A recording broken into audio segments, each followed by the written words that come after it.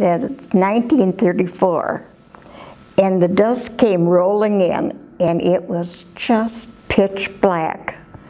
And it kept on for hours. We had to light the lamp, and then we put wet towels in the window because the dust sifted in. And I thought it was the end of the world, 1934. And I'll never forget it. It was hours of it. So I thought this was it.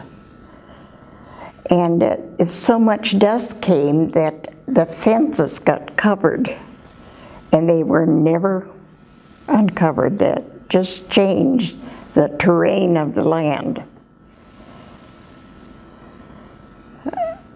And they went out and tried to seed in the spring. They had a lot of faith, I guess, and it didn't come up. It was 7 years they said of dry dust storms. But I remember that particular one that I just, and we had wind-swept area because they didn't plant trees at that time.